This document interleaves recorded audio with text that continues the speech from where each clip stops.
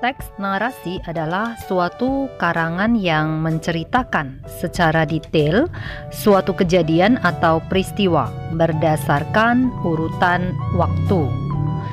Teks narasi dapat merupakan peristiwa yang benar-benar terjadi maupun hanya sebuah imajinasi.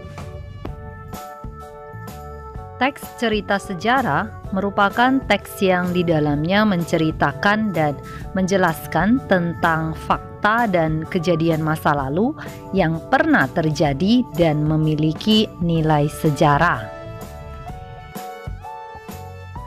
Struktur teks cerita sejarah yaitu yang pertama, orientasi, yang kedua, urutan peristiwa, dan yang ketiga, reorientasi. Orientasi merupakan bagian awal dari sebuah teks cerita sejarah. Lalu urutan peristiwa merupakan rekaman peristiwa sejarah yang pernah terjadi secara berurutan. Sedangkan reorientasi merupakan bagian yang berisi opini dari penulis tentang peristiwa sejarah yang diceritakan dalam teks. Bagian reorientasi ini hanyalah sebuah opsi atau pilihan, jadi artinya boleh ada ataupun tidak. Ciri-ciri teks sejarah yaitu yang pertama, disajikan secara kronologis atau berurutan. Lalu yang kedua, bentuk teksnya itu berupa cerita ulang. Dan yang ketiga, sering menggunakan konjungsi temporal.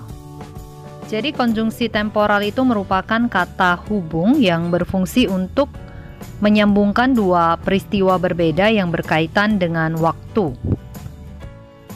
Yang keempat, isinya berupa fakta. Berikut ini adalah contoh teks cerita sejarah mengenai peristiwa menjelang pembacaan teks proklamasi. Setelah mendengar berita Jepang menyerah kepada sekutu, bangsa Indonesia mempersiapkan dirinya untuk merdeka. Perundingan-perundingan diadakan di antara para pemuda dengan tokoh-tokoh tua maupun di antara para pemuda sendiri. Walaupun demikian, antara tokoh pemuda dan golongan tua sering terjadi perbedaan pendapat. Akibatnya terjadilah peristiwa Rengas Dengklok. Pada tanggal 16 Agustus pukul 4 WIB, Bung Hatta dan Bung Karno beserta Ibu Fatmawati dan Guntur Soekarno Putra dibawa pemuda ke Rengas Dengklok agar tidak terpengaruh oleh Jepang. Tujuannya mendesak golongan tua untuk segera memproklamirkan kemerdekaan Indonesia. Setelah melalui perdebatan dan ditengahi Ahmad Subarjo, menjelang malam hari, kedua tokoh Bung Hatta dan Bung Karno akhirnya kembali ke Jakarta. Rombongan Soekarno-Hatta sampai di Jakarta pukul 23 WIB. Soekarno dan Hatta setelah singgah di rumah masing-masing, lalu bersama rombongan lainnya menuju rumah Laksamana Maeda di Jalan Imam Bonjol nomor 1 Jakarta, atau tempat Ahmad Subarjo bekerja. Di tempat itu mereka akan merumuskan teks proklamasi kemerdekaan Indonesia. Perumusan sampai dengan penandatanganan teks proklamasi kemerdekaan baru selesai pukul 4 WIB dini hari pada tanggal 17 Agustus 1945.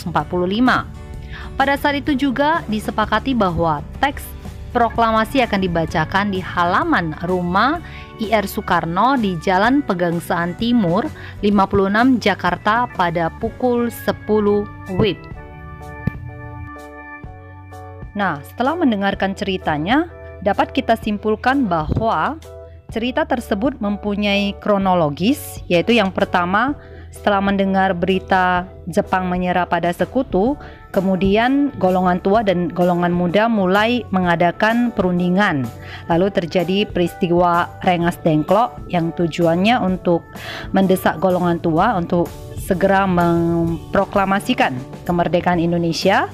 Lalu setelah perdebatan, Soekarno dan Hatta dikembalikan ke Jakarta untuk merumuskan teks proklamasi. Lalu selanjutnya ada kesepakatan teks akan dibacakan pukul 10 di halaman rumah IR Soekarno, yaitu pada tanggal 17 Agustus 1945. Jadi ada kronologis ceritanya dari awal sampai akhir ya.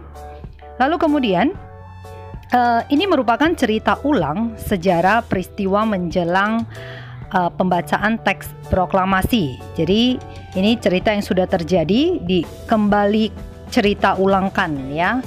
Lalu kemudian di dalam teks itu ada pemakaian konjungsi temporal, yaitu kata-kata hubung seperti setelah, lalu, saat. Itu adalah merupakan contoh dari konjungsi temporal ya.